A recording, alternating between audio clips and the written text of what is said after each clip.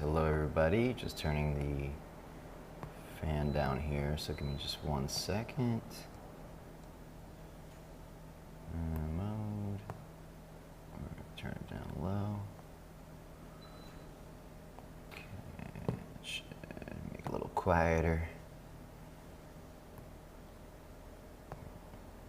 Finally hooked up the heaters to Wi-Fi so I can control it from my phone. All right, good day everybody, welcome in. Let's make sure we have some sound. I think we do, but just to check, we do. All right, we got a big group today. What's up Mimi, welcome in, good to have you here. Oklahoma in the house. What's up Sophia? Göteborg, welcome in. Nice to have you here Sophia. Donna, hello. Lisbon. Sarah Willingham, welcome in. New York City. Hello, Ina Lundberg. Nice to have you here. Adriana from the UK, welcome in. Hey, Lauren, Massachusetts in the house. What's up, Studio Santosha? Cool. Love that name. Allie, good to see you. Jane, welcome in from Heidelberg. Kiki from Malaysia, awesome. What's up, Chantal? Good to have you here from Cologne. Debbie, London. What's up? Welcome in. Good morning. Chilly New England, indeed. What's up, Christine? Welcome in. Good to have you here. Hey, Afra. Welcome in. Andrea, Michelle. Christine from New York. Westchester. Nice. Hey, Carla from Zurich. Good to have you here. Fitness Fanatic. It's 3 o'clock where you are. Cool. Cheryl, good morning from Connecticut. Adriana, somewhere down south USA. Is it North Carolina? Something like that. What's up, Stefan? Good morning. And Northern Germany. Hey, Jenny, welcome in. Good to have you here. Kathleen, welcome in. From La Ventana. The Window? That's a cool name. Hey, Marissa, welcome in. Connecticut in the house. Junka Munka. Good morning to you, Sherry. Ah, Ginny, you're from Saudi. Awesome. North Carolina. I was right. Go me. All right, let's roll, folks. Today, we're gonna be working with the hip flexors. So, when we talk about the hips, I usually simplify it into 4 quadrants of the hips. We've got the front side, the outside, the back side, and the inside. Inside, we've gone over the adductors, outside, abductors, abductors. Backside, we have the hip extensors, which are the hamstrings and the gluteus muscles. And then there's the hip flexors, which is today. And it's the area of the hips that I think a lot of people tend to avoid. Like, it seems to be a real strong focus in the fitness industry, at least, on core muscles, abdominals, anterior core, front abdominal muscles. And for some reason, the hip flexors kind of get left out of that equation, and they should be a part of it. And I guess in some cases, it's kind of hard to work the core without the hip flexors and the hip flexors without the core. We will, of course, employ the core today, and at sometimes I'm going to give you certain alignment cues that are going to trigger the hip flexors stronger than the abdominals on purpose, since our focus really is about the hip flexors. Now, one of the hip flexors is called the psoas major, and it crosses the hips all the way up through the spine, or about T12, or about attached to all of your vertebra, up to about thoracic 12, somewhere around your solar plexus region. And that would be considered a deep core muscle, not an abdominal muscle, but a deep core muscle. And so that muscle is quite intriguing, being that it is a hip flexor. It specifically attaches to your femur bone, so it crosses the pelvis. Crosses all these spinal joints over the pelvis and into your femur bone, making it a hip flexor. But also, because it attaches to all these vertebrae, has control over the spine as well. Anyway, I don't want to get too deep into diving into specifically the psoas, but let's go over the hip flexors in particular. I think what's beneficial for us to understand is the TFL, tensor fascia lata, which in this immersion we've gone over, is an abductor. It pushes the hips apart, but it also is a hip flexor. And pectineus, which is an adductor, which we've gone over in this immersion as well. It squeezes the legs in, but also is a hip flexor. So you have these two muscles, one a little bit on the outside, one on the inside, that are hip flexors. We have psoas major, as I mentioned. We have we have iliacus, which is part of the iliopsoas, runs inside the ilium, and attaches to the inner femur bone. So now we also have the rectus femoris, which is probably the most sensationally obvious one for people, especially in yoga. You've felt it cramp up in boat pose. Now the rectus femoris is a quadricep, so its job is to straighten the knee, but it is the one quadricep that is also in charge of hip flexion. So the other three quadriceps attach at the femur bone, whereas the rectus femoris crosses the hip joint and attaches to the pelvis. So it enables hip flexion. Now that one is really intriguing, and we want to pay attention to that. It's cramping typically in boat pose because it's doing two actions and it's doing it to its fullest extent. So boat pose, the hip is in deep flexion and the knee is fully straight. So it's basically the rectus femoris is running out of power. It's done its job, or it's doing its job at both joints, and it's fully shortened. When a muscle starts to get to a fully shortened position, it loses power. It doesn't have the same force. And so now it has to work harder to try to do its job. And when a muscle is trying to work really hard but doesn't have the strength, it cramps up. It just kind of, it does this little squeezing thing to try to get the job done that you're looking to get it done. It's not comfortable. So rectus femoris is one of those muscles that is very sensationally obvious to most people. We have sartorius, not very obvious to most people, and it's rare that you even, this is a superficial muscle that runs from the outer hip through to the inner knee, and it's rare that you would see this defined on someone, even though it's towards the surface. It is a hip flexor.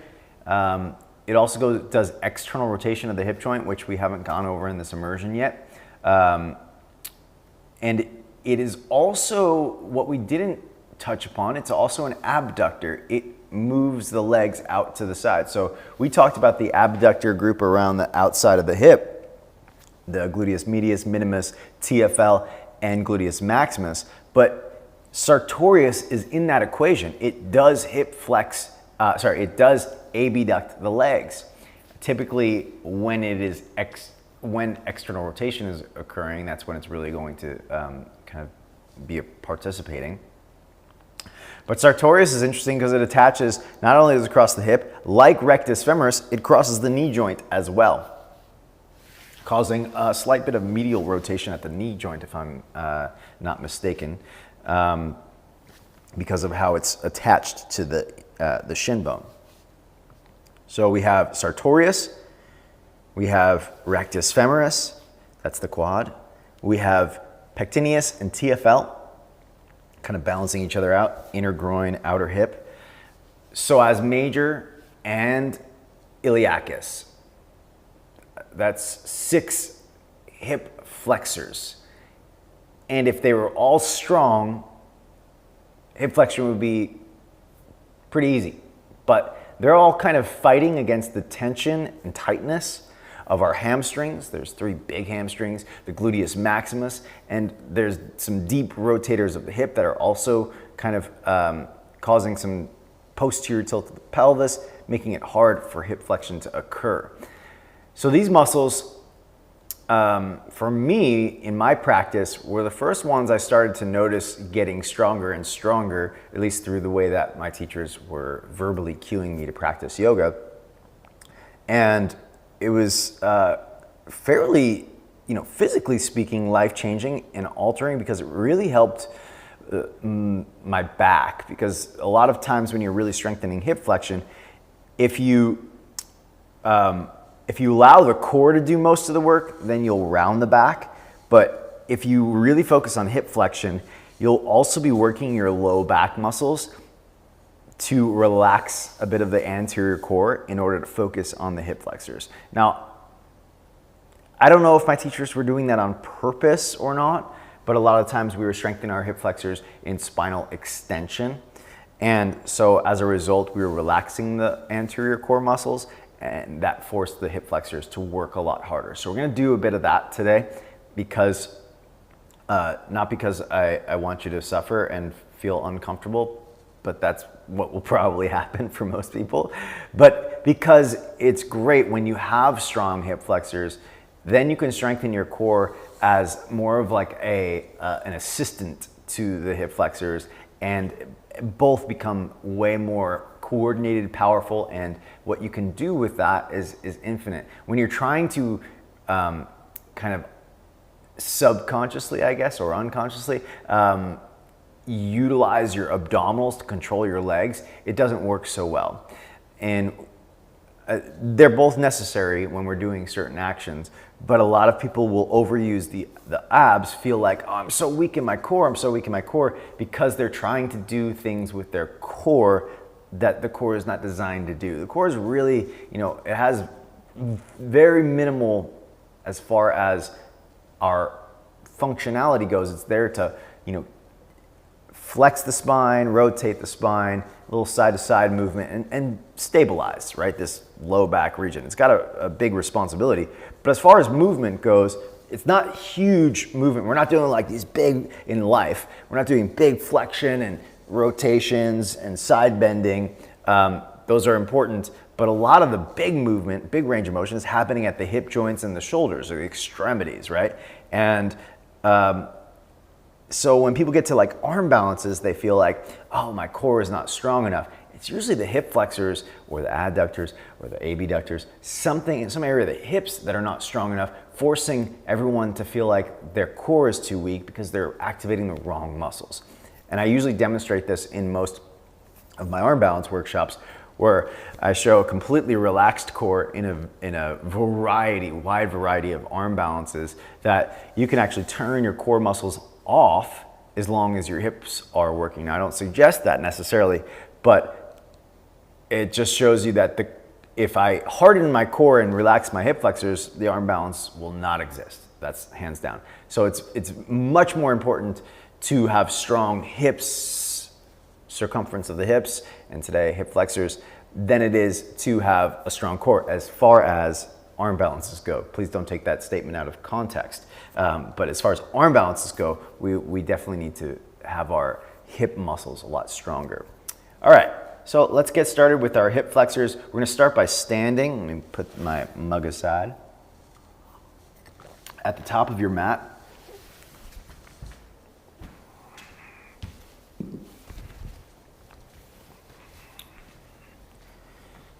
and very simple, the most basic hip flexor drill you probably could ever do is just simply marching.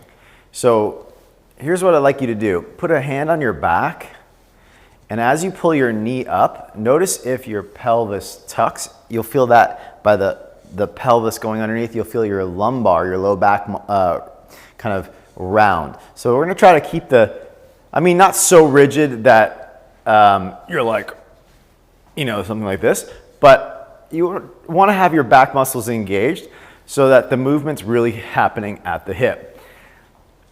Now, one caveat to everything I'm going to say today with trying not to mobilize the spine, but trying to mobilize the hip joint, is if you feel a lot of kind of impingement or pressure or pain in the hip as a result, then it probably means you don't have, you might have a hip injury or whatever, but you might have to actually posterior tilt the pelvis more to allow for some movement so that you're not compressing in the hip joint.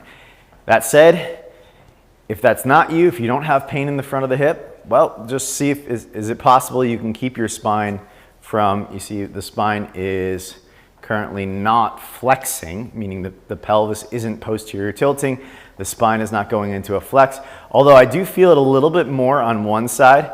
When I lift my left knee up, I feel my spine wants to flex more.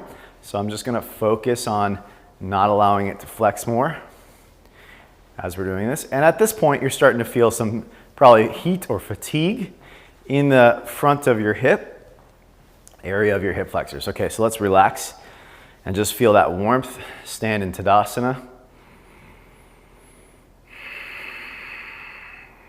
Now because we didn't rotate our legs in any which direction, we're really targeting mostly rectus femoris there.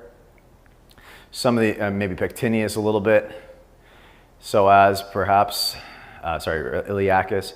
But honestly, there are so many ways in which we're going to be able to target the hip flexors just by rotating the thighs slightly. You'll see how we can get more of the hip flexors to participate. All right, let's inhale, reach the arms up, Urdhva Hastasana. Now I'd like you to pay attention as you bow forward. In fact, let's place the hands on the pelvis.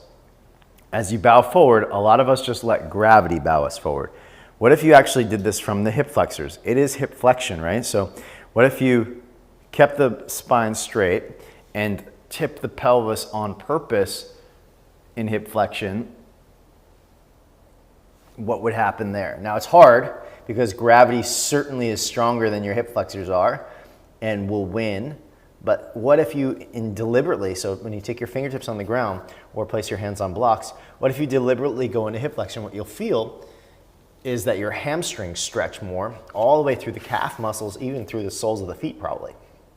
Okay, so lift the sit bones up or lift the heart up too. You see how I'm not down here, I'm lifting the heart and trying to pull my buttocks up. That's through hip flexion. All right, step the left foot back. Pause here in your lunge preparation. Let's find the back hip flexors. So you're in hip extension in the back leg. You're gonna press the ball mound of the back foot down into the ground, and like a pendulum swinging down and forward, we'll get the back hip flexors to contract. Now you might feel your back knee wants to bend as a result. Keep the back knee straight. And again, pendulum swing, press the ball mounds of the back foot down and drag the back foot forward until you feel the muscles at the front of the hip engage, the hip flexors. Now, keeping those muscles engaged, press down through your front heel, activating your buttock muscles, rise up high lunge. Now, as you come up to high lunge, we're stretching the hip flexors. So it becomes probably very easy to relax them. So is it possible to engage them? Pendulum swing. Boom, press the ball mound of the back foot or ball mounds of the back foot down and swing the back leg forward and think about lifting the area right at the top of your thigh up slightly. So you can have a little more anterior tilt today in your lunge pose, okay? So ball mound presses down and drags forward, back leg straight, a little lift right at the front of the thigh, reach the arms up, high lunge. Let's do 2 more breaths. Keep the back hip flexors active. Now, if you wanted to activate pectineus a little bit, you can press the ball mound of the back foot down and drag it diagonally forward towards the front foot, and that should get a little more of your inner hip flexors active, called the pectineus. Exhale, hands to the ground, because it's an adductor as well. Inhale to plank pose. Place the knees down, look forward, lower chaturanga. Okay, place your hands down into the ground, and let's find our hip flexors here. So you press your left knee down into the ground. You see how when I press my left knee down into the ground, the left hip pops up slightly. I'm not turning the pelvis, by the way. I'm just pressing the knee down and the hips pop up. Now you take the right leg up to the sky, and as you take the right leg up to the sky, drag your left knee, again, left knee, towards you, and you see, it's hard to see, I guess, because I'm blue and blue, but there's an angle right where the pelvis is. So I'm pressing my left knee down and dragging it toward me. Okay, then release. Camera's having a little bit of a struggle to focus because of the colors, I think.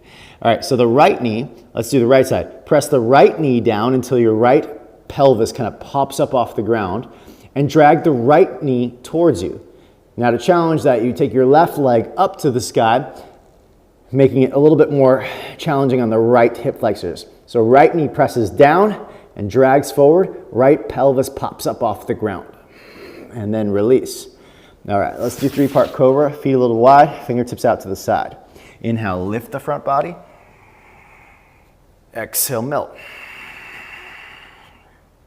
Pull the chest forward. Exhale, release. Press to all fours, inhale. Exhale to downward facing Adho Mukha Svanasana. In your first down dog, you can move around as much as you like. Wiggle it out.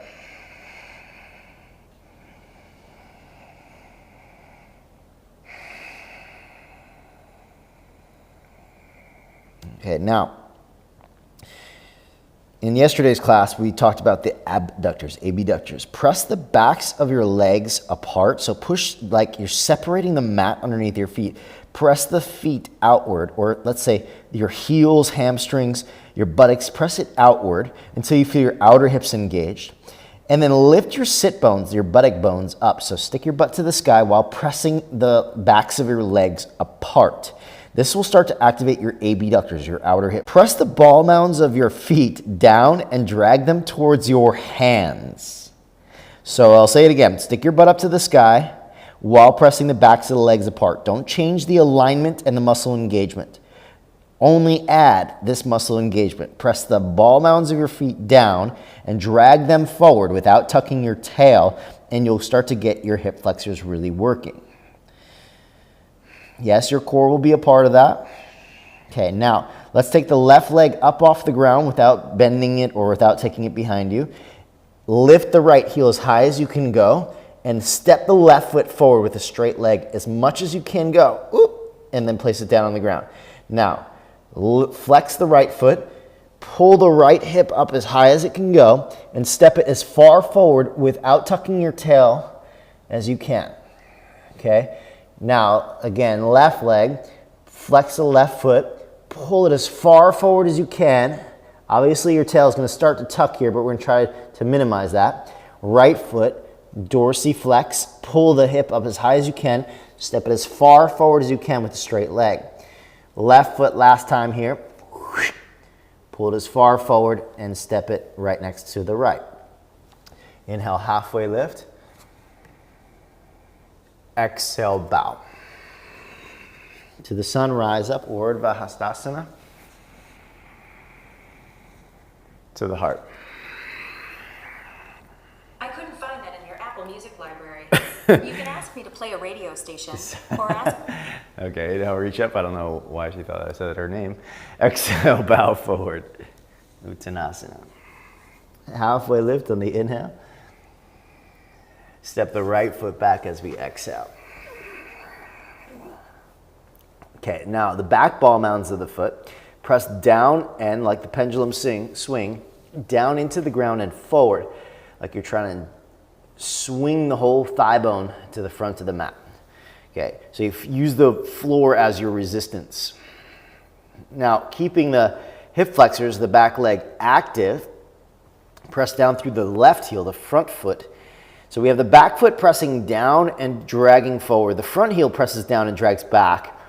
Right now, think about dragging the back foot straight forward or down and forward, and see if you can get just really the center of your hip flexor region active. Feel that in rectus femoris. And of course, the back knee is straight, so rectus femoris is working hard here. But unlike boat pose, the back hip is in extension. So the rectus femoris is not likely to cramp because it still has that kind of power there. Okay, press through the left heel, rise up.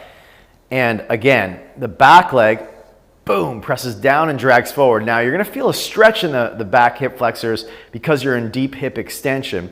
So let's not confuse you can be in a stretch and strengthen the muscles. So press the ball mound of the back foot, drag it forward. A little bit of an arch in the spine today, and then reach the arms up. Now, if you want to target pectineus a little bit just to experience it, think about the ball mound, the big ball mound of the foot pressing down, and drag it a little towards your left heel. So slight diagonal. Think ball mound, big ball mound of the foot, down and drag it forward. Whereas if you press the middle toe mounds down and drag it straight forward, you get a little more of the front of the hip flexors. Whereas the big ball mound down and in a little bit, you get your pectineus. You'll feel it in your inner groin. And some of you may not have that kind of neurological control yet, but you try to try these verbal cues on, try to find it and see if it produces the sensation that I'm asking you to feel. And over time it will. It's like a little bit of a mystery game at first. Hands to the ground. Step to plank pose on the inhale. Place the knees down. Lower chaturanga. Let's go 3-part cobra. Hands wide. Inhale, lift the front body up. Soften. Pull the chest forward. Stretch the belly long. Exhale, release. All fours, hands and knees. All right, now on all fours, try a little anterior tilt. By the way, anterior tilt is when the back of the pelvis goes up, the front of the pelvis goes down. If you look at the hip joints here, that's hip flexion, right? So hip flexion is when the thigh bone is coming closer to the front of the body this way, right? Versus this is hip extension, flexion, extension. Now, if we look at the pelvis, this is closer to extension when you're in posterior tilt. And if you look at the pelvis, this is closer to hip flexion. So anterior tilt is going to put you in more hip flexion. They're synonymous. Okay, now we're just moving at the pelvis instead of the thigh bone, I suppose.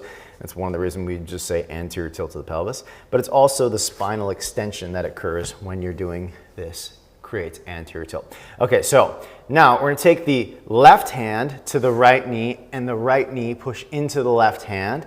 And when you do this, the slight diagonal across, you're going to get some pectineus. But I also, just from doing this, got my TFL. I'm not sure if that's because my TFL tends to be the stronger of the muscles, or perhaps what I did was slightly internally rotate the left leg. So try that. If you internally rotate the left leg, meaning your left foot goes out to the side and your thigh bone rotates in, and then you press across, maybe some of you will feel your TFL.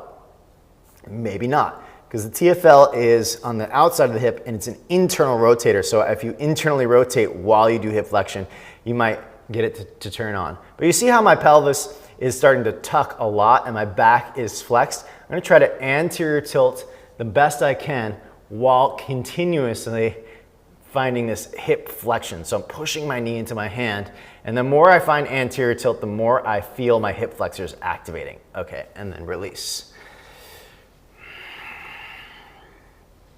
So, I always what's the word?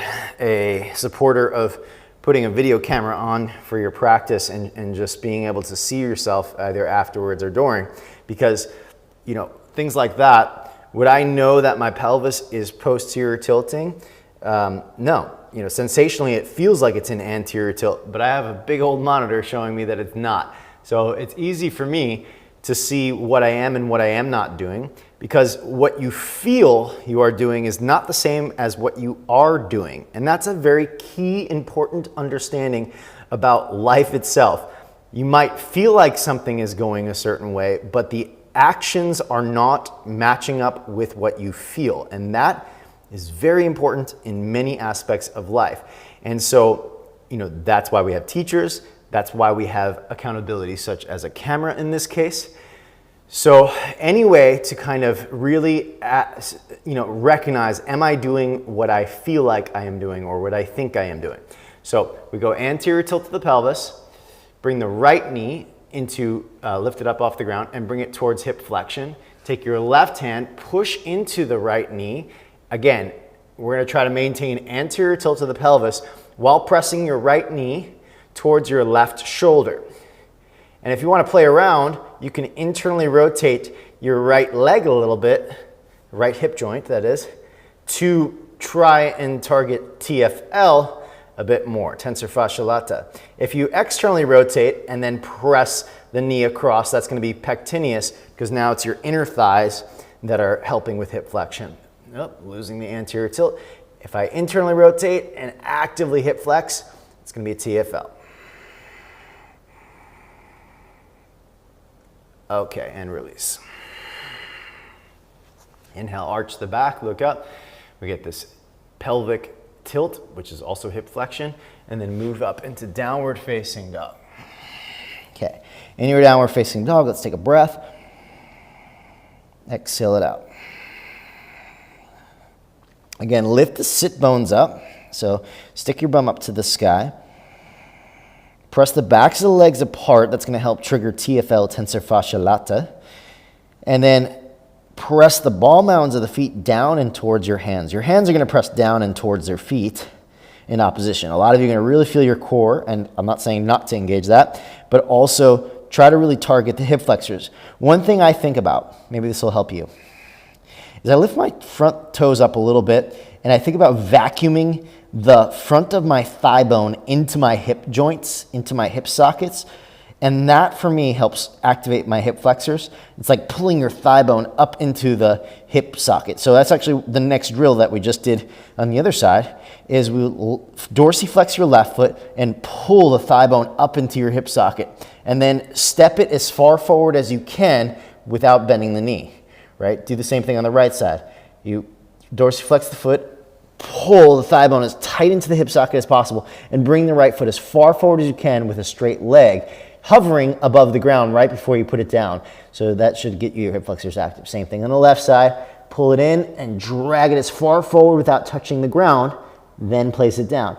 Right side. Now, if you really hold it in that hover before you touch the ground, that's where your hip flexors are going to really be active.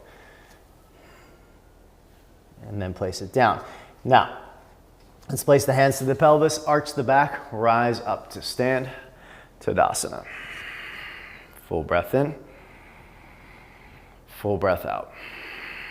All right, so now a little bit different than the first drill we did, these normal marches. We're gonna turn the legs out and do the hacky sack. I don't know if anyone has ever played hacky sack when you were younger, but the basic idea is you had to kind of hit this little sack of beans with the instep of your foot. And this is external rotation with hip flexion. So we're going to be getting sartorius here.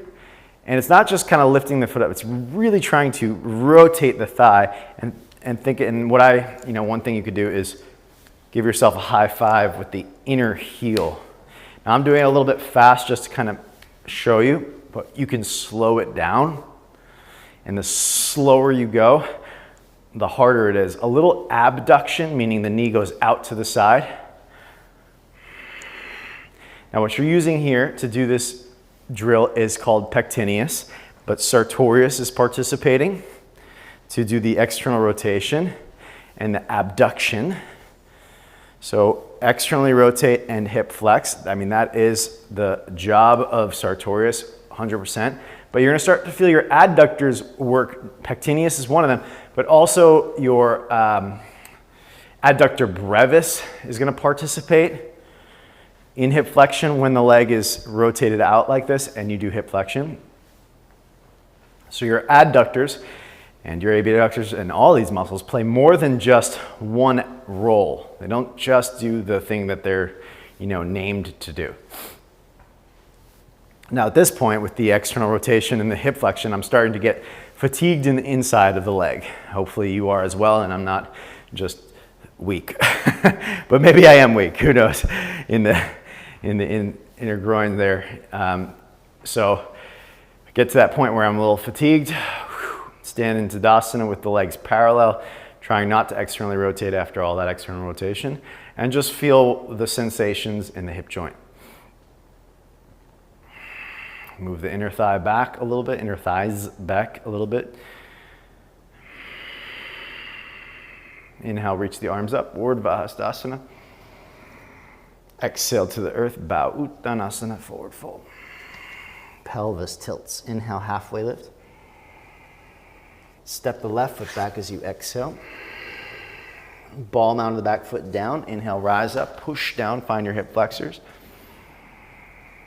Exhale, open up, warrior two. Place your hands on your pelvis. To find the back hip flexors in this position, if you turn your back thigh bone in today a little bit, okay, so a little more rotation in, and then press more from the ball mound of the back foot as if you're turning your thigh bone in and squeeze it towards the front foot. So press the thigh bone down and in to drag it forward, and you'll start to get a little bit more of that pectineus muscle active. Pectineus, again, is an adductor, but it's also a hip flexor. So what we're trying to do is kind of rotate in and squeeze in to get a little bit of that pectineus. And of course, it's going to be adductors primarily, but just trying to make this a little more hip flexor centered. Arms out to the sides. Back thigh rotates in and squeezes in. Of course, I'm saying isometrically. I'm not saying to actually move anything. Let's do one more breath. Reverse warrior, inhale. Exhale, hands to the ground.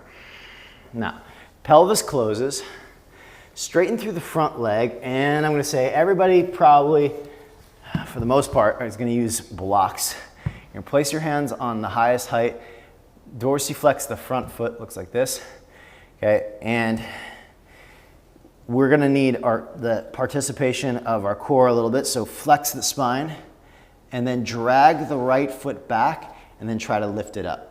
So I'm not sinking in my back heel, by the way, lifting the back heel up and trying to create space here, okay? Try that again. If you can sustain it, awesome. If you can't, put the foot back down, and then separate the shoulder blades, pull the ribs back, push down through the blocks, and do maybe a few pulses of the front thigh bone. Okay, then we rotate the right thigh bone out to the side and do the same thing. So the thigh bone is now externally rotated. You see my foot is turned out, my whole thigh is turned out, and I'm going to do the same thing, pulse with an externally rotated leg, getting more of the inside of the hip flexors. Then, one last thing for you, spin the right leg in and try to do that, and that's going to be TFL. Oh man, that's difficult. Okay, back to center, put the blocks aside for later, step to downward facing dog.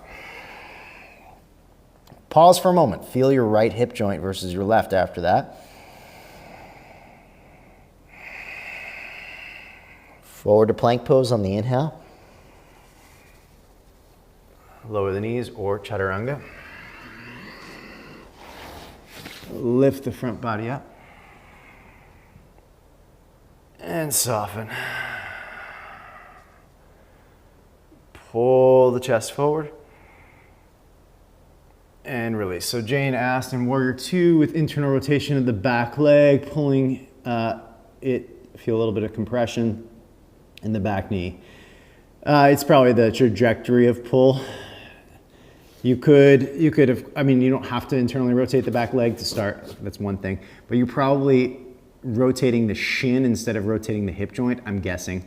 So just try rotating the whole thigh bone and then making sure that when you're pulling, you're not pulling like at the knee joint. You're pulling the whole leg like the pendulum. So you're feeling it up at the inner thigh. You're not kind of forcing the knee. That's the hard thing with lines of pull is a lot of us, there's no, I can't say do this and everybody's body will react the same. Some of us will put pressure in the knee. It's hard to say how that is necessarily, but a line of pull is a series of muscles all participating at one time. So if you feel it in the knee, change something. Try to think about widening your knee out to the side. Think about rotating the knee the opposite direction as you pull. So, or the same direction. Maybe the knee isn't rotating and the hip is. So all different experimentations with that would be helpful. I'm having trouble with lifting the front foot off the mat when doing the pulses or lifting the back leg when using blocks. That's normal, Lauren. Most people have trouble with hip flexion in that position. It's very hard. It's very hard. It's not easy. So what you do in the case if your foot's not coming off the ground, you think about it and you try and you get your muscles to engage. the foot doesn't have to lift for it to be beneficial. The muscles just have to engage, right? So you want to try to lift the foot. If it doesn't come off the ground, no big deal. But you can assess, are you pushing down with your hands? Are you pulling your ribs back? In this case, I said participate with the core. So flex the spine more and push down more with your hands. Is it going to be easy? Absolutely not. That's a very hard thing to do. But are your muscles engaged? That's the question. Not whether or not you can do the, the end result, right? Okay, cool. Come to all fours, hands and knees. And exhale back to downward facing dog. Okay, so here's what we did. We walked 1 foot at a time forward, right? So let's just go, I think we did the left foot starting the way both times. So let's lift the heels up all the way, dorsiflex the right foot, and just pulse the right foot forward and try to get it as far forward. You're gonna have to round your back and you're gonna have to push through. See, I'm pushing through my shoulders, so I'm not sinking here. My foot wouldn't go anywhere. Pushing, pushing, pushing, and pull the ribs back slightly. And just kind of, see how much you can vacuum the right thigh bone into the hip socket while you swing it forward. Then place it on the ground. Then the left side, up, pull see my left pelvis pulls up, and then pulse it forward, right? This idea of trying to get as much hip flexion as possible. Right side, pull it forward, trying to get as much, coaxing the hip flexion, and lean forward. Okay, now eventually what that turns into, let's walk back just half of our down dog, is both legs can do that at the same time, and that's called a jump forward, right? So it's pulling the thigh bones as tight to your chest as possible. You think you're groaning in all the right places. Awesome, yeah, totally. All right, place the hands to the pelvis, arch the back and rise up.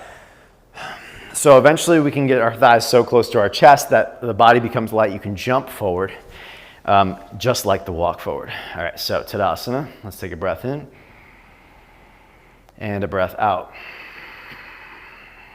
Inhale, reach the arms up, Urdhva Hastasana. Exhale, bow to the earth. Halfway lift, inhale. Step the right foot back. Again, press the ball mounds of the back foot down and drag it forward. Rise up by pushing through the front heel. Open up, warrior two, hands to the pelvis.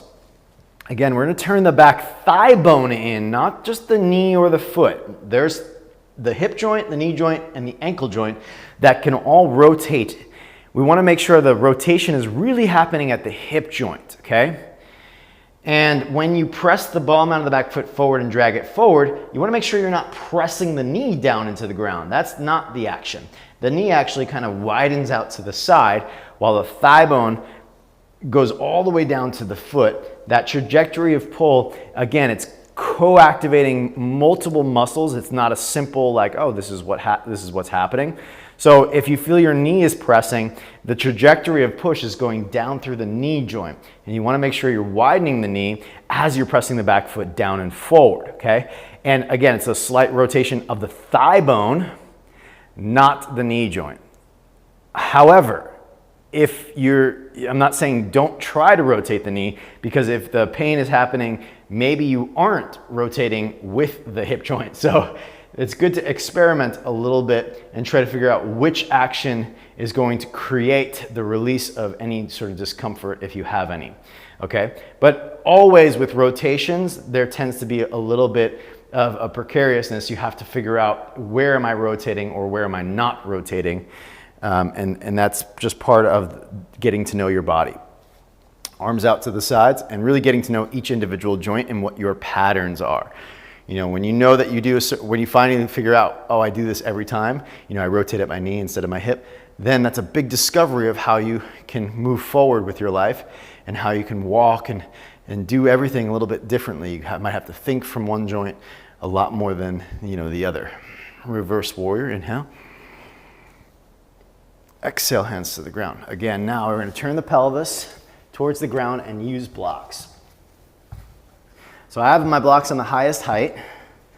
Flex the spine, so round the spine. I'm dorsiflexing the front foot, making it very difficult on myself. I should be fair, the first time I tried this, I couldn't get my leg off the ground. for probably about a year. And I think that was in 2012, okay? So I've had a lot of practice since then. And try to pull your left thigh bone back a little bit and then try to lift the leg up. Again, when I say try, I don't mean you must lift the leg up for this to be beneficial. If you try to lift the leg up and it doesn't actually come off the ground, but you really find your hip flexors activating, you've done the exercise, right? Even if you just pulse the engagement of trying to lift it, you've done the exercise. Not only are you getting stronger from that result, but your nervous system is starting to learn how to do the action, which it cannot, in one day, it doesn't learn. You have to go to sleep at night, you have to try it again. So you do your best. Those of you that can lift it, great, but it's still about the process. It's not about like, oh, I lifted it up, great, done, right? It's about continuously doing it, working it, and building strength. So there's never ending challenges and room for growth. Let's rotate the leg out, see if you can do it with your inner thigh. That's significantly harder. Your pectineus. And then rotate the leg in. Also, by the way, when you rotate the leg out, you're gonna get psoas major, because the psoas major also externally rotates the hip. Okay, turn the left thigh bone in. Okay, so spin the whole thigh bone in, and now try to lift it up, and you're gonna get TFL. Oh, there's the cramp. If you think about lifting the heel side and the hamstrings or the calf up, that's where you're gonna get TFL, this muscle right at the front side of the hip. All right, put the blocks aside. Let's step back to downward facing dog. Inhale forward to plank. Exhale lower. Slide the hands wide. Inhale, 3-part cobra. Melt. Pull the chest forward, stretch the toes back. Exhale, release. Plank pose, inhale. Exhale, down dog. Full breath in and out. Okay, so press the backs of your legs outward, lift the sit bones upward, get long in the upper body, and press the ball mounds of the feet down and drag them towards the front of the mat without tucking your tailbone. Okay, so tailbone stays lifted as you press the feet down and drag them forward. I'll give you a hint. If it's really a struggle, do just your left leg. So press just your left ball mound of your foot down and drag it towards the left hand while lifting your left sit bone up. Then let's do just the right leg. Right buttocks up to the sky. Keep the anterior tilt and press the right ball mound down and drag it towards your right hand. I'm sure that's a lot more accessible than dragging both feet. Is that correct? Okay, then release and see if you can stick both sit bones up and press both ball mounds of the feet down and drag them forward towards the hands. Okay, let's take a short stance. Lift the heels up, grip the ground. We're going to try jumping forward and try to bring your thighs as tight to the chest as possible. Hip flexion and lean forward as you jump. Again, try to bring the thighs as tight to the chest as possible. All right, now take the blocks out in front, bring your hands onto the blocks, and we form our Ardha Uttanasana, half lift position. In your halfway lift position, stick your bum up to the sky. So you feel, if you take a hand on your back, you shouldn't feel your low back bulging. If you do, take your hands up higher.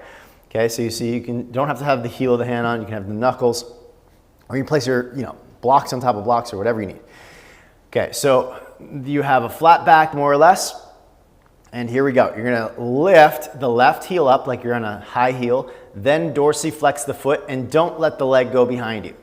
Keep the leg underneath the hip for a moment, lengthen the chest, and stick your bum up to the sky. Now, take the left leg through. Your spine will start to round naturally, but you're not gonna just be egregious with that. And then come back to center. So Ardha Uttanasana with the left leg lifted. Now tap the left foot to the left block, but turn the left leg in as you tap it to the left block. So you see my blocks are a little wider than hip width apart, they're shoulder width apart. Turn the left leg in, tap it to the left block. Then bring it back out. turn the left leg in all the way and tap to the right block. Ooh, there's the TFL, come back. Ooh, now turn the left leg out, bring it through. Keep it out, come back, anterior tilt. Bring it to the left block with the leg turned out. Bring it back to Ardha Uttanasana, left leg still hovers. Across, still externally rotated, back and rotate neutral, release the left leg. Okay, anterior tilt, remind yourself of that positioning, right? The spine will start to flex a lot when you do these drills, so you want to just keep thinking about that anterior tilt, bringing it back. We start with the right side. We're just going to go neutral first. Lift the right leg up off the ground, don't let it drag back, and maintain anterior tilt of the pelvis, okay? Without letting the right leg drift back. Then start to bring the right leg through the blocks, through your hands, just centered. No rotation needed to start. And then come back to neutral, regain anterior tilt if it was lost. Now spin the right thigh bone inward all the way and bring it across to press into the left block, sorry. You see, I'm trying not to allow my pelvis to posterior tilt. All right, come back, internally rotate and go to the same side with internal rotation at the hip joint, not just the foot rotating it. Come back. Now turn the right thigh bone out to release those TFL cramps and go, well, let's go through first with external rotation. Oh, there's a lot of posterior tilt in my pelvis, I can see. Then across, trying to maintain a little anterior tilt the best I can. Push into the block, bring it back, and then push into the same side block. Push into it, and then release. Okay, take a moment of a seated position. Now, it can be very easy to cheat these exercises if you're not trying to anterior tilt. You can do a lot of the movement from the spine and it won't really work the hip flexors. The trying to anterior tilt while going into hip flexion is you're working muscle groups against one another, making it harder for the hip flexors, and that's the goal. We're not necessarily trying to make it easy on our hip flexors. If we were, then we would allow our spine to go with it. But we're trying to strengthen our hip flexors against the strength of our opposing muscles. Well, not necessarily opposing muscles, but perhaps opposing actions of the anterior tilt of the pelvis. Okay, so let's come back to the position. Anterior tilt the pelvis. And no, I don't think we should do that. Okay, we're gonna come to stand up, sorry. Change of plans. Tadasana. Now we'll take that same drill we just did, but against gravity, making it incredibly more difficult. So let's go with a neutral leg. Most of us, you're gonna start with a bent left knee, okay? This is gonna be much more accessible. And then you're gonna go bent left knee, extend the leg out, bend, and come back down. Let's just all start there for that matter. So let's go right knee, lift up like you're marching, extend out, try to keep the leg up as high as you can, bend and release. Okay, let's do that again. Left leg up as high as you can, extend, keep it up as high as you can, bend and release. Now what's gonna happen for most of us, right side, is that you're gonna bend your standing leg, pelvis tucks, right? Something like this.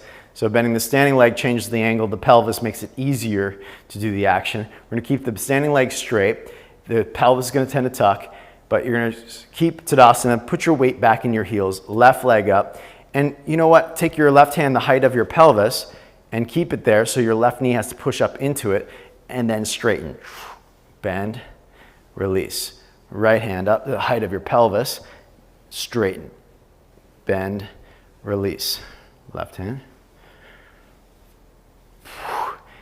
If you don't feel rectus femoris now, then you probably don't cramp in boat pose, but a lot of you probably, as soon as that leg goes straight, you start to feel the center of your quads beginning to create that cramping sensation. One more time, right side. Okay, now, Next step is to target the sartorius and pectineus and psoas. So take your left thigh bone, psoas major in particular, rotate the thigh bone out to the side. And again, it's going to be easier to start with a bent knee and then extend out and back down. So let's do just one side at a time. You're going to go up. I think it's easier if you see from this angle. Up, extend, and back down. Let's do one more. Out, extend, and back down. Okay. Right side, out to the side like hacky sack, come up, extend with external rotation, and back down. That's the hard part. Extend with external rotation, keep the leg up.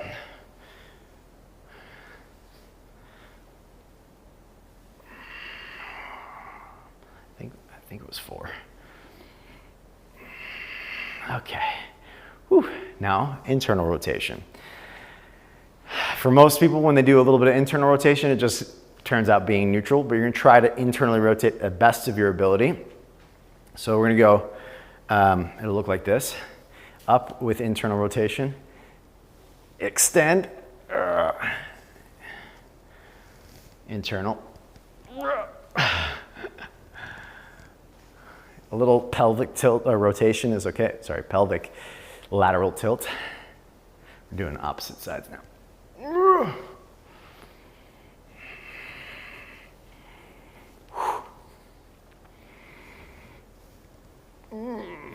Okay. Whew.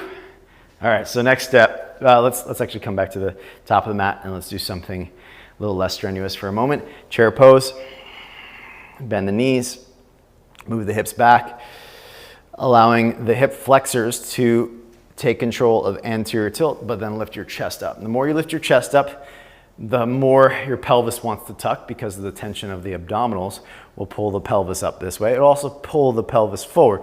So if you keep your hips back with your chest lifted, it's going to force your back muscles to strengthen. And then if you keep trying to anterior tilt with your chest up, unless you're the type that's just going to, pop down like this. You see my pelvis isn't resting on my thighs. I am lifted up. There is space at the front of the hip joint. Okay, inhale, reach the arms up. One more full breath in. Exhale, bow. Halfway lift on the inhale. We're going to step both feet back or hop back, Chaturanga Dandasana.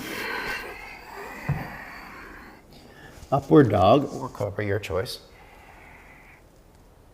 Exhale, downward dog. Let's take the right leg to the sky, inhale. Step right foot forward. Push down, rise up, high lunge. Open up, warrior 2.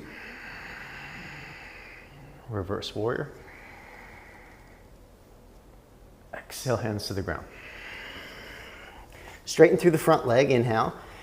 Do your best to exhale, lift the right leg up. You can use blocks, of course. Okay. Bend the knee, inhale. Exhale, chaturanga. Upward dog, inhale. Exhale, Adho Mukha Svanasana, down dog. Left leg, inhale. Step. Push down, rise, high lunge. Open warrior 2. Reverse. Exhale, hands to the ground. Straighten through the front leg, dorsiflex. Round the spine. Try to lift the left leg up. Oh man, that's tough. Inhale, bend the knee. Chaturanga. Upward dog or cobra. Inhale. Exhale, down dog. Let's bring the knees to the ground. Cross the ankles. Come to sit back on your buttocks. You all done this drill with me, I'm sure, before. Legs out in front. Okay, we find Dandasana. The highest height is the hardest height, of course. The lowest height is the easiest height, so choose appropriately for you. We'll just use one block at a time. You take your hands behind you, form an arch in the spine. Nice wide stance here with the block on the inside of my left foot. So you see the low back is in arch position. That's a key point. Okay, so now you can lean back a little bit with the arch, like you're about to do, this kind of posture, Purvottanasana. And then you try to lift your left leg up and over, and you notice how much flexion happens in the low back. If you really want to make this challenging, place your hands on your low back. Way harder to get it up and over if you're not allowing yourself to tip backwards.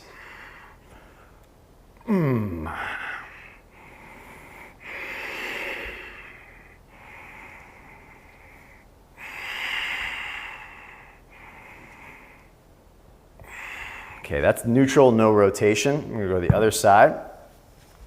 And again, of course, it's much more accessible if you have your hands behind you. And the further you lean back, the easier this is as well, okay? Because the hip flexors aren't as shortened in that position.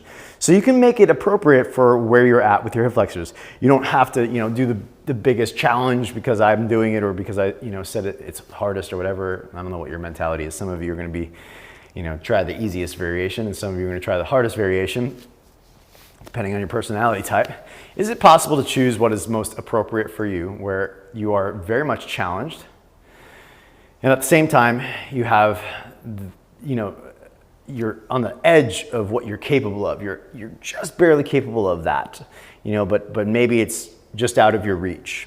That's probably one of the biggest teachings of life, is to kind of maintain that edge for the sake of growth and development and transformation, and really kind of living life on purpose rather than living life in fear or living life out of ego, which are the two spectrums there, right? Okay, so anterior tilt to the pelvis, straight legs, and here we go. No rotation. Trying to keep no spinal flexion as best as possible. I see I'm falling back as I'm doing it because I'm trying to avoid the insanely intense sensations of it. Okay. Woo. Now, we rotate the legs out, go back to the left side. Rotating the legs out, we're going to get more pectineus and psoas. Iliacus as well. So we can say iliopsoas, the two muscles. And on the way in, you're definitely going to be pectineus and adductors. On the way out, your sartorius is going to take over to kind of pull the muscle or pull the leg out to the side. All right, so with the external rotation, try to keep your pelvis upright. Again, you can use hands and you can lean back further to the degree that it makes it accessible, and you can also adjust the height of the block. Again, can you choose appropriately for you? Lift up and over. There goes the pelvis. And I'm monitoring myself, I'm watching myself do the exercise, so trying to be my own best coach.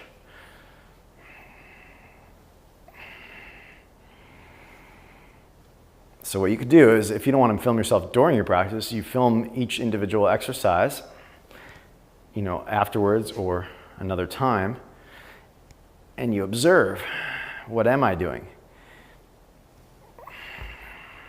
It's perhaps the best way to do it. I started doing this in my private clients early 2009, when cell phones just started having okay cameras. I would be saying something to them like, hey, do this. We're gonna go to the other side. Hey, try this out, do this action, do this, whatever. And I'd say a little bit more of that, a little bit more of that. And nothing would, and when I noticed if I said something, if it wasn't changing the way that they were doing it, eventually what would happen, the comment would be like, I am doing that. I'm doing as much as I can. And I'd say, okay, let me just show you. And I would film them and I'd show them. And the next time after them seeing themselves do the exercise or the drill, they would immediately do way more than they thought they were capable of. Because what they thought they were doing everything that was possible. And when hearing somebody else say it, as much as we worked together and built trust and all this other, you will always trust your own sensation and your own feeling more than somebody else's word. And that's a good thing. So you need to be able to self-reflect in some way that goes beyond your own kind of surface level reflection of sensation and I am doing what I think I'm doing. So a video camera, thankfully, technology can be a part of that. It doesn't have to be that technology is the devil or whatever. It actually can help us to self-reflect in the biggest way. And I think, that's probably the best part of technology. It allows us to be able to see ourselves and witness our behaviors, maybe through witnessing others in many respects. But what you can do is film yourself, and I would show them the video of them doing it, and the next time it was like 1,000% more. So me trying to find all the ways of saying it, me trying to give as many different techniques, whatever, show them what they're doing. Next time, boom, it's improved effort. So if you film yourself, you watch yourself doing something, you'll notice that, let's do the right side, you'll notice that when you witness, and when you can witness, of course, you become a better teacher, but as a practitioner, when you can witness, you have the ability to make a change. Doesn't mean you will change something, but the first step to making a shift to improvement is being able to see what is. And if you can't see what is because you're feeling something different, then of course you have to find a way to see what is. Okay, and a camera, when we're talking about our physical practice, can help us see what is. One more, we don't want to forget, we have internal rotation now.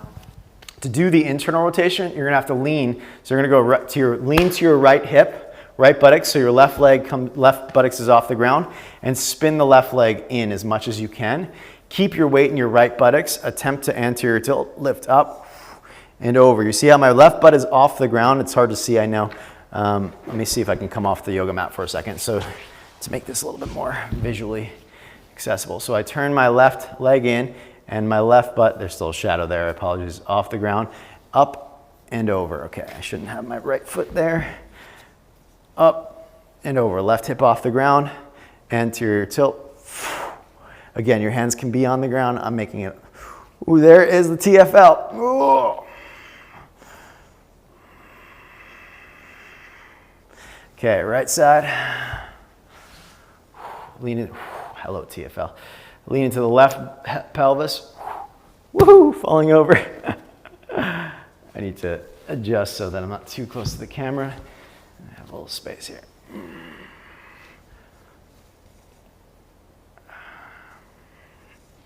Trying to turn the leg in as much as possible. Ooh, I failed the test on the right side. Not gonna block over.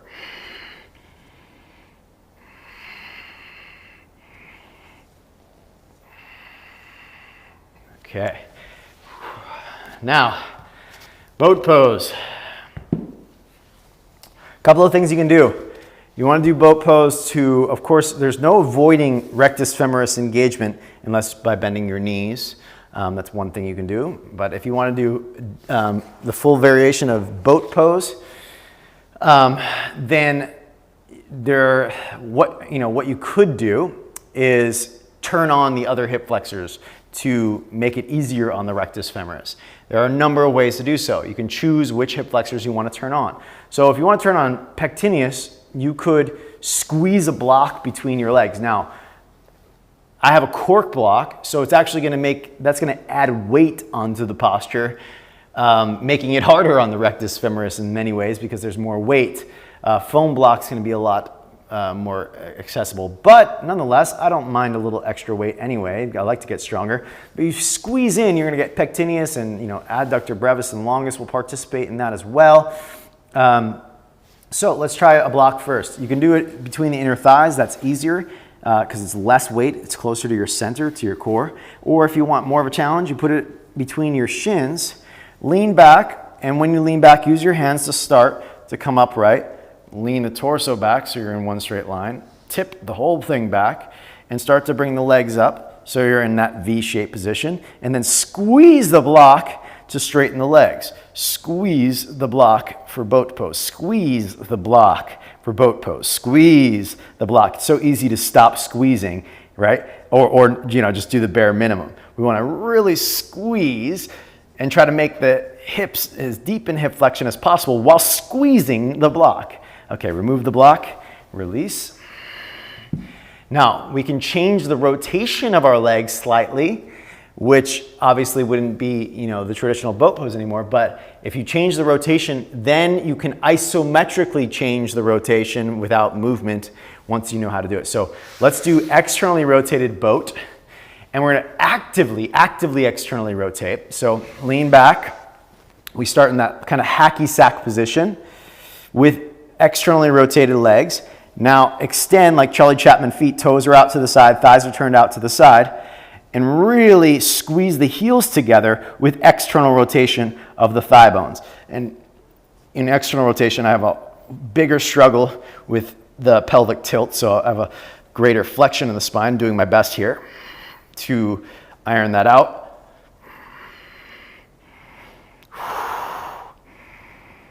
And then release. And I feel psoas major is participating a lot more in that variation. I think that's more of like a Pilates variation. They do that a lot. They externally rotate the legs to really target psoas. I'm not a Pilates teacher, so I apologize if I'm saying something incorrect for your stylistic approach. All right, so then let's do internal rotation of the legs. So you can start in like what would be a constructive rest position for the legs. Lean back. So feet are wide, knees are in. And so we're rotating the thigh bones in. And now you're gonna try to get your toes to touch each other with your heels apart. Let me show you that in a different camera angle real quick. So you're trying to get your toes to touch, heels apart, thighs are turned in your boat pose. Thighs are turned in, big toes are touching, backs of the legs are apart. This is gonna be TFL, working real hard. Toes are in, heels are out. Woo, there's TFL, found it. And then release, hallelujah. Boat pose. Sit upright for a moment. Now you can do all of those, you can do boat pose in its neutral leg rotation and then isometrically squeeze in, isometrically rotate in, isometrically externally rotate. And that will start to help trigger different hip flexors to turn on. So we'll do one more boat pose the traditional way, feet together, no blocks, and we're gonna explore what happens if you turn your thighs in isometrically, what happens if you turn out isometrically, what squeeze in, or even if it's possible, can you push the legs outward isometrically? Well, let's see what happens. All right, so feet together, let's go from the side so I can't cheat. From the front angle, I can, you don't see what happens. I could be like a magician, be like, yeah, I got a flat back. Okay, sitting back, trying to iron out the pelvis, anterior tilt, and then straighten the legs. Okay, squeezing the big toe mounds together like you're trying to separate your heels, internally rotate the legs, and you get TFL more active. Press the heels toward each other like you're gonna turn your legs outward, externally rotate actively, and you get different muscles like sartorius perhaps participating. And because of the angle slight change in your legs, you might get pectineus. Neutral rotation, no rotation, like your thighs straight up to the sky. Ooh, and there is rectus femoris. All right. I didn't say squeeze in, but I think we've explored enough for today. All right, let's do a little bit of stretch so we can wind down here. You're gonna take your left leg back, like so, and lift the chest up in your lizard pose. And today we're gonna actively stretch in the hip flexors. So reach the left heel back so you get a nice lengthening through the hip flexors there.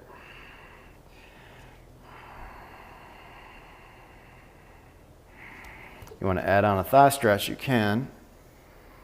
That'll get your rectus femoris real happy.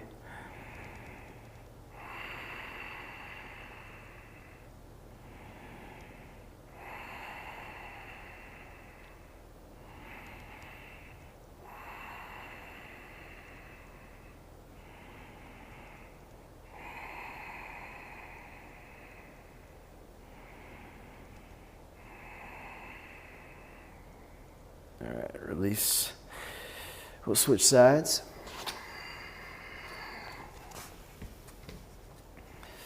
Start with just lizard. I lift the back knee up and reach through the back heel to extend the hip joint more and stretch the hip flexors.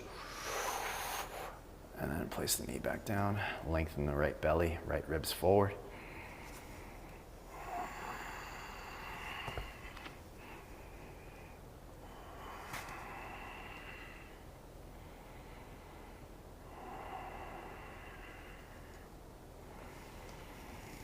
Optionally, we add a thigh stretch. Seemingly a lot more intense today than usual.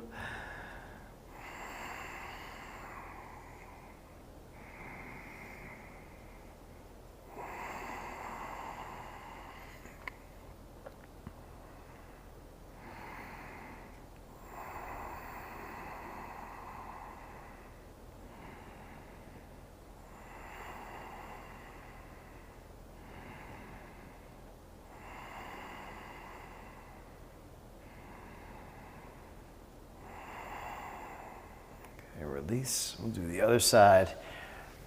Right foot forward, left knee down. Can I see from front cam for a sec? The thigh stretch?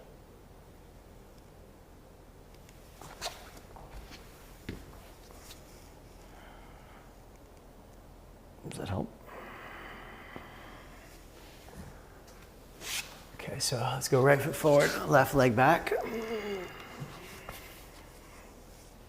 Now we're going to lunge forward, lift the belly up, and take your right hand to a block or fingertips to the ground, stretch the left psoas here.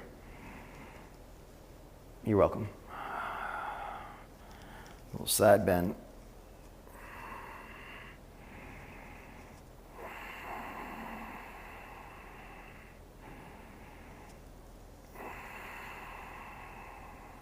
Come back up. Optionally, if it's possible, you rotate a little bit, bend the back knee and grab the foot. Lunge forward more. The more you're on the top of the knee, the more uncomfortable it is on the knee. The more you put weight in the front foot, the less pressure in the back knee. Same foot, same hand this time. And then try to rotate your chest back or even to the right. Again, weight in the front leg. It's going to be a deeper stretch in the hip flexors, but less pressure in the knee as well.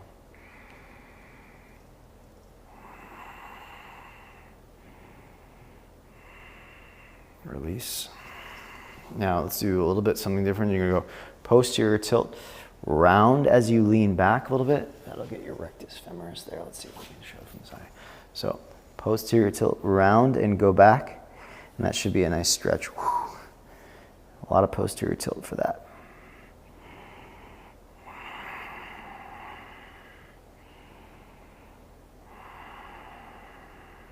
Okay, let's switch. Right knee down, left leg forward. Side bend to start, left hand on the block or ground.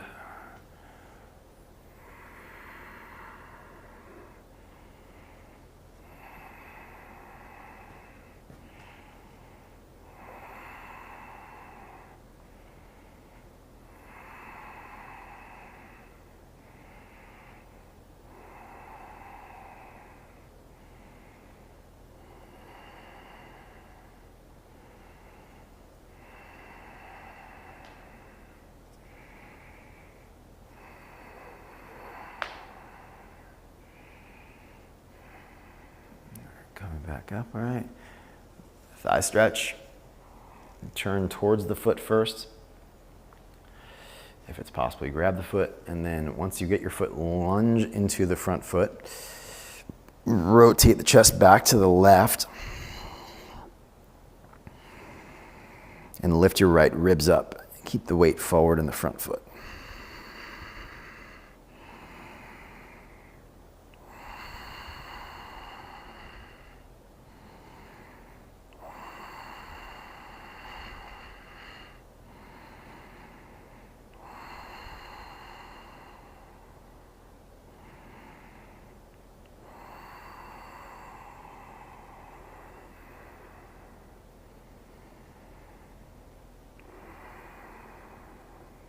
Release. Now we're gonna move back posterior tilt as much as you can. Press back until you feel the thigh stretch. Keep scooping the tailbone. Or I should say you'll get your rectus femoris stretched.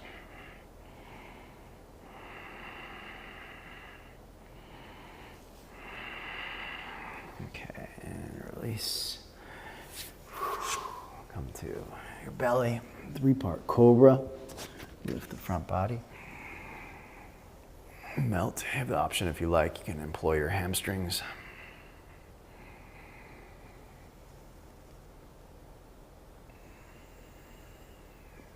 And release, and let's come onto our backs.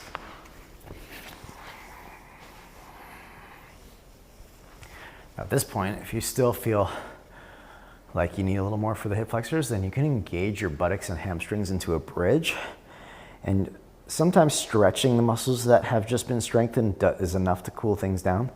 But if the muscles are still like holding tension and they're still kind of unconsciously gripping or whatever, activate the opposing side of the body. In this case, the buttocks, hamstrings, and back muscles.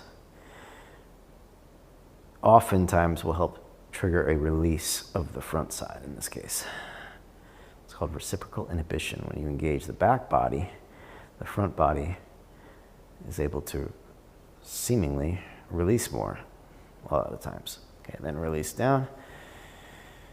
And you can either take a rest in constructive rest here with the hip flexors in passive contraction, or extend out into Shavasana if you prefer. And that will be more of a stretch for the hip flexors. Let's take a breath in. Exhale through the mouth.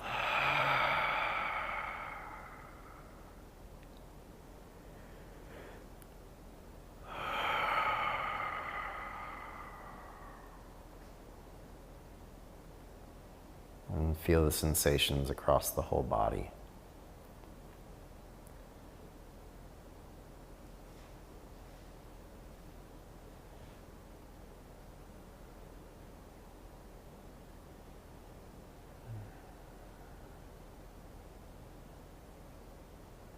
Feel the sensations around the pelvis and the hip joints. Muscles along the front of the hips called the hip flexors. Notice what you've created from your actions. Feel it.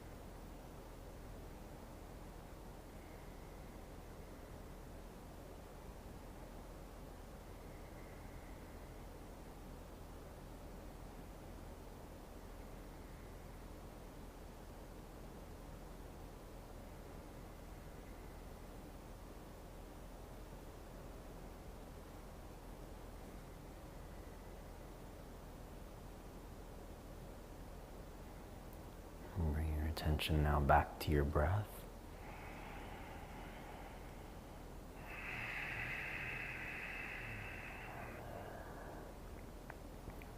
And awaken the fingers and the toes.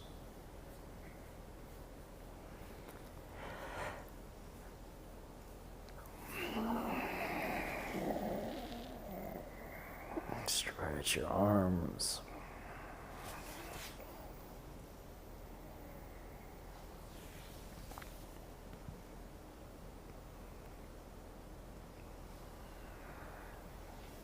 Roll to your side. Let's come up to a seated position.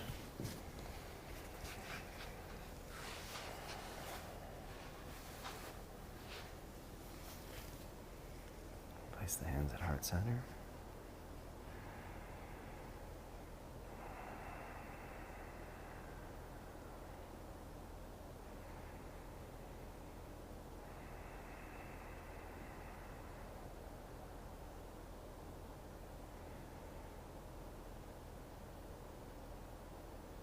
Take a moment to feel your overall experience in your body at this moment.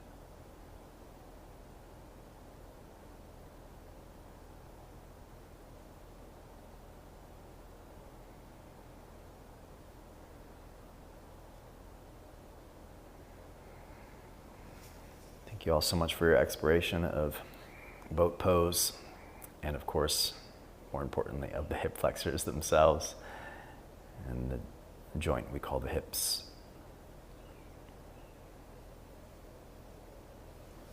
Namaste.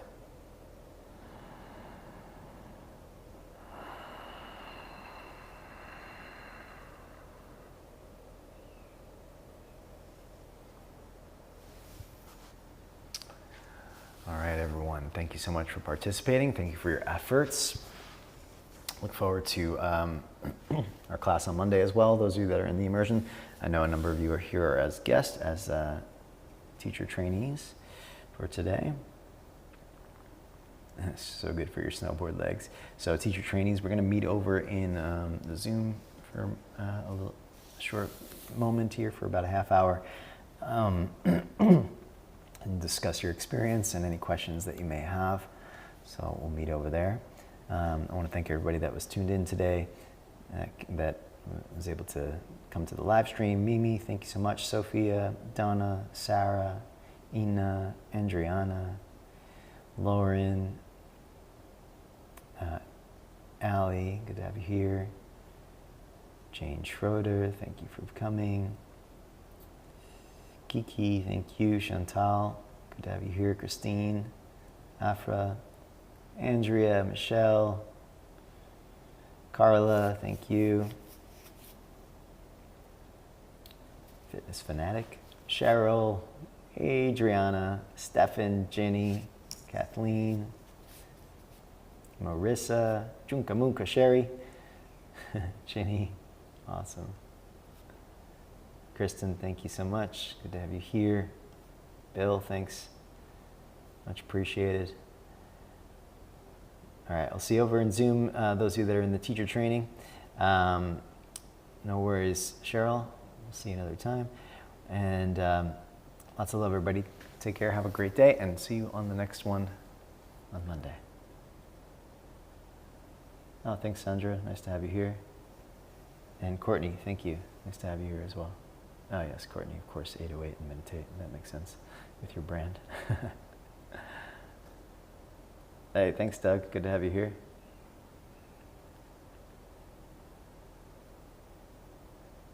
Many thanks. All right, see you all over there.